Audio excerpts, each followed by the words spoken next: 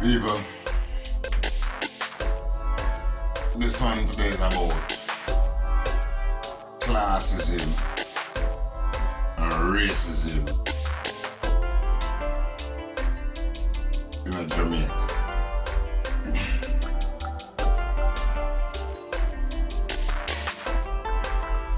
This classism thing stem from an argument, man. Well, not really an argument, but a conversation me and somebody had a few weeks ago. So I start look on some little things, look back and dig up for some little things. Then we go back to find an article about our now legend Usain Bolt and a groupie now wife. She thinks she entitled to disrespect somebody based on where them come from. That's a right personality, right there, right person's thing for do all the while. Whether it be English or whatever, it's a still Eurocentric attitude for the black person to go back where they come from. What the fuck? The Jamaican government and its supporters employed a variety of strategies to control the movement and its music. Portraying Rastafarians as both lazy and violent, Jamaica's national newspaper, the Daily Leaner, led the way in attempting to discredit the Rastafarians as a threat to national unity and progress. At the same time, Jamaica's security forces arrested members of the movement and the government deported Rastafarian leaders.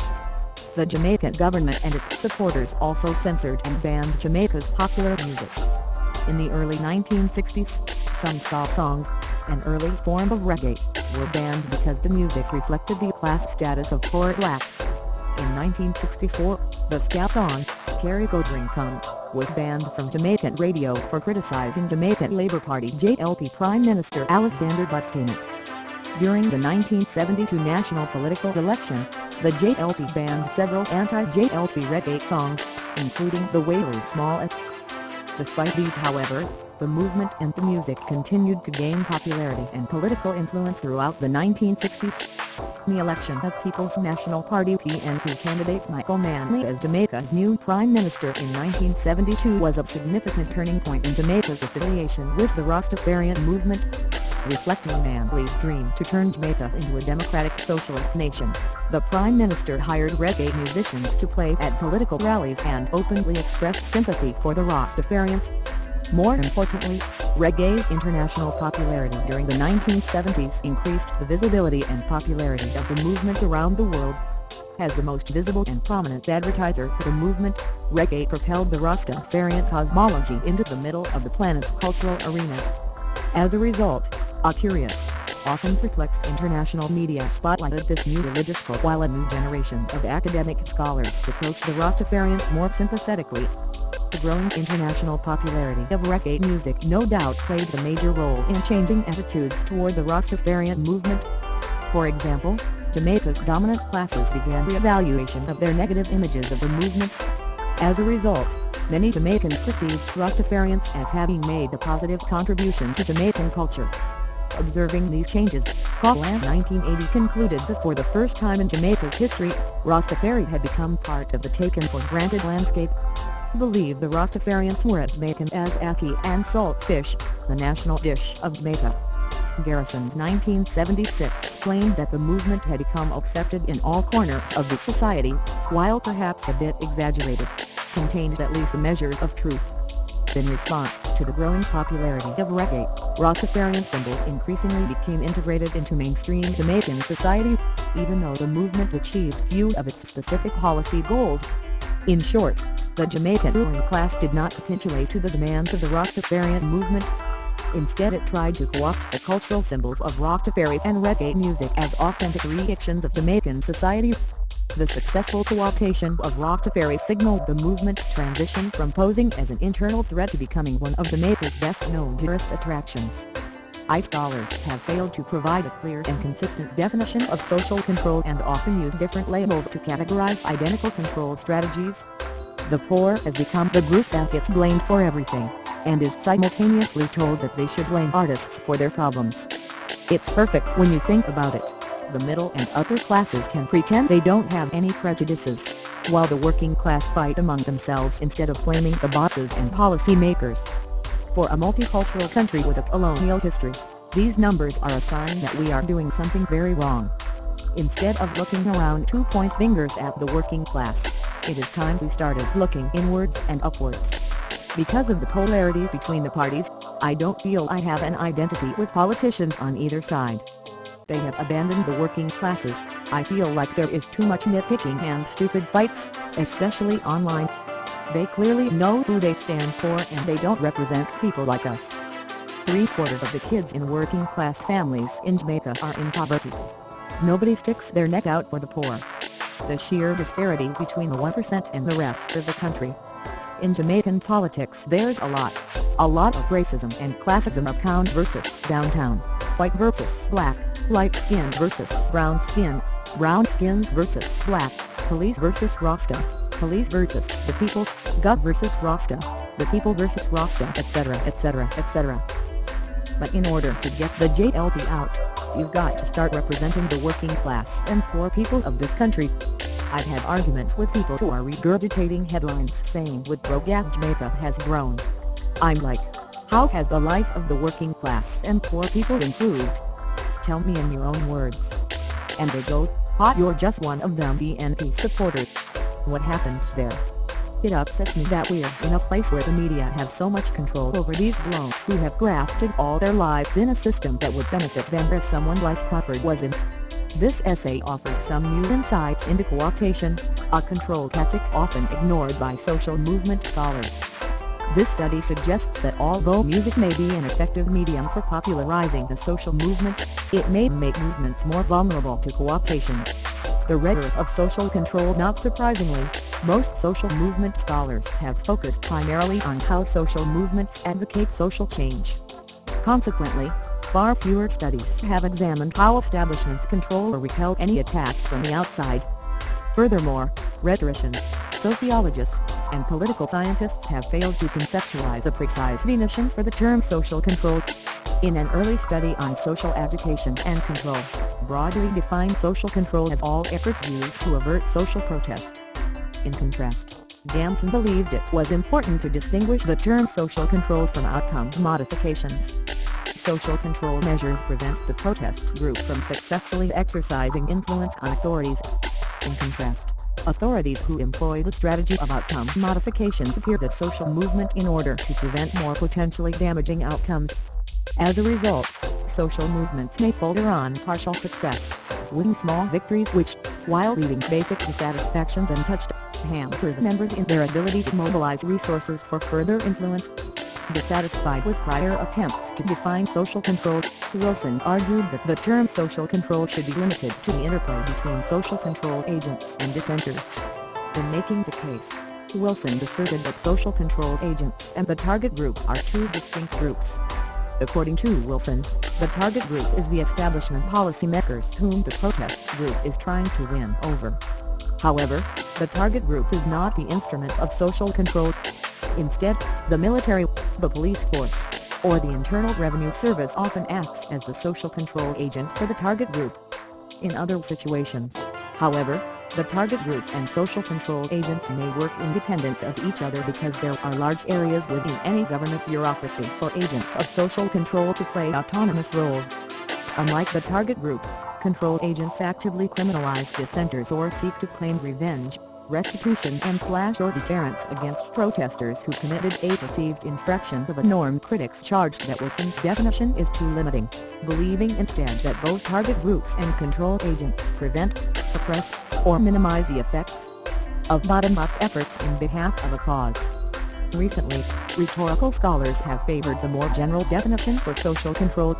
The rhetoric of agitation and control and persuasion and social movements use different labels to categorize identical strategies. Yet, as the most recent synthesis of control strategies, Stewart, Smith, and Denton's 1994 classification system provides an appropriate starting point for cataloging these strategies. Responding to the agitation of a social movement, establishments tend to resort first to evasion, which involves, in effect, pretending that the social movement does not exist or that it is too insignificant to recognize. Stewart et al., 1993, page 149, Sober Scalp, 1973. Establishments can postpone action. Lipsky, 1968. Appear constrained to grant protest goals. Lipsky control or change the social or political agenda. Simons, 1976. Light and control information. Wise, 1973. Deny protesters the physical means of protest. Bowers, et al., 1993. Deny protesters access to the media. Simons et al., 1984. And create dead-end channels of influence. Wolf, 1970. Simons, 1976. For example, during the 1960s, several poor, black communities in Baltimore waged a war on poverty, challenging the dominant white majority who controlled the city's political structure. Barber and Barrett, 1970. In order to thwart the demands of the protesters, Baltimore's political establishment employed a standard evasion tactic, changing the political agenda. The protesters insisted that the city government must invest the necessary time and resources to address Baltimore's impoverished areas. In response, Baltimore's political establishment changed the political agenda to improve the absolute well-being of the city's entire population, not to affect the redistribution of values in favor of the poverty-stricken blacks. Page 73. The second strategy is called counter-persuasion. In counter-persuasion, governments and their surrogates seek to discredit movement leaders or to show their ideas are ill-advised and lack merit. Stewart et al., 1993, page 150. Counter-persuasion may be part of a larger rhetorical matrix called administrative rhetoric, for the establishment's attempt to undermine a social movement's ideas and influence. Wind, 1982. The number of counter-persuasion tactics have been identified, including ridicule King, 1976. Discrediting protest leaders and organizations. Lipsky, 1968. King, 1987. Appealing to unity by creating anarchy. King, 1976. Handling linguistic control. Cannon, 1968. King, 1976. Simons, 1976.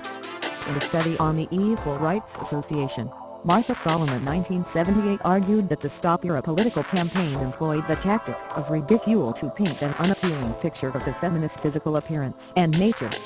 Portrayed in devil terms, her supporters were labeled anti-male, arrogant, and abortive. In contrast, her opponents were characterized within the ideological framework of the positive woman, physically attractive, intelligent, and emotionally fulfilled. When milder strategies prove unsuccessful in counteracting the agitation of a social movement, establishments typically resort to a strategy of coercion. This strategy may remain largely rhetorical, what Stewart, Smith, and Denton refer to as coercive persuasion. 1993. Simons, 1972, 1976, coined the term coercive persuasion because he believed elements of persuasion and inducement or persuasion and constraint are generally manifested in the same as. For example, police officers combine physical and verbal intimidation to control deviance before a social disturbance breaks out. If coercion persuasion fails, the conflict can escalate to more physical tactics, such as restrictive legislation, physically attacking demonstrators, firebombing homes, imprisonment, or even assassination. Sober Scalp observed that during this conflictual stage the authorities seek to destroy the organization of the opposition, arrest their leaders, and even set up stooges that allegedly speak for the population from which the protesters are drawn.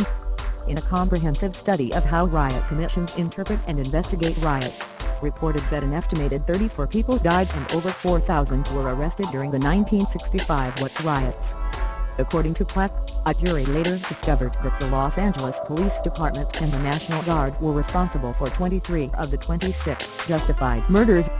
When all strategies have failed, an establishment may employ the adjustment strategy, which involves making some concessions to a social movement while not accepting the movement's demands or goals.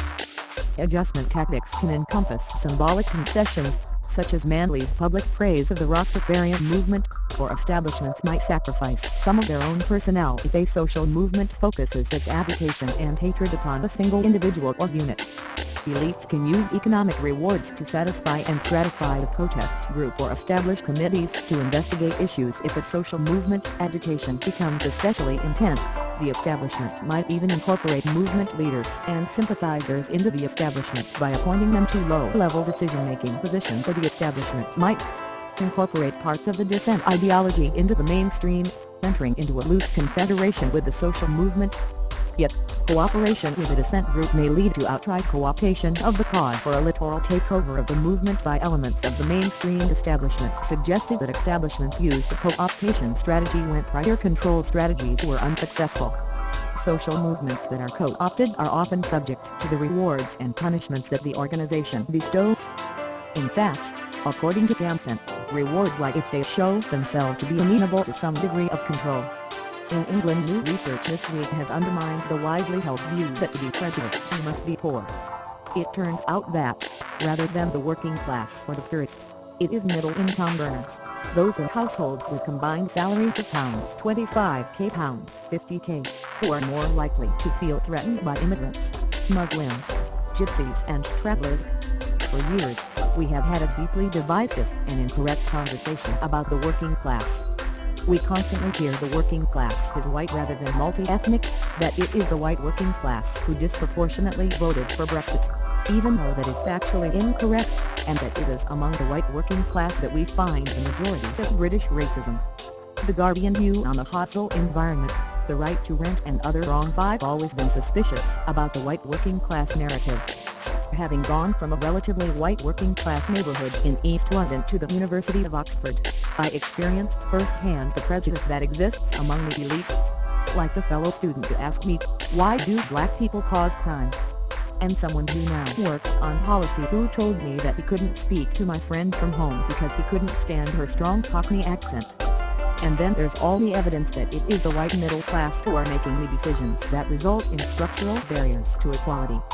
After all, it's not the white working class making hiring decisions that mean it takes black graduates months longer to get a job than their white counterparts. It certainly wasn't the white working class who came up with racist policies like the hostile environment or austerity, which has disproportionately affected the poorest women of color. Who was it that designed and ran the various xenophobic Leave campaigns? Anna Soubry telling the world that Theresa May doesn't like immigrants shouldn't have been a shock to anyone. There are clearly many bigots in high places. Of course, you can be in certain working class jobs and in households with combined salaries of £25k or more a year, but the truth remains that racial prejudice is not confined to one social class. Prejudice has no class. Politicians trying to win over the working class vote, and they are also losing the growing ethnic minority vote. On the flip side, some on the left need to recognize that increasing wages or tackling regional or overall economic inequality is not going to magic away racism. To do that, we need a nationwide cultural project including telling people the truth about the British Empire. We also need to stop using immigration as a political football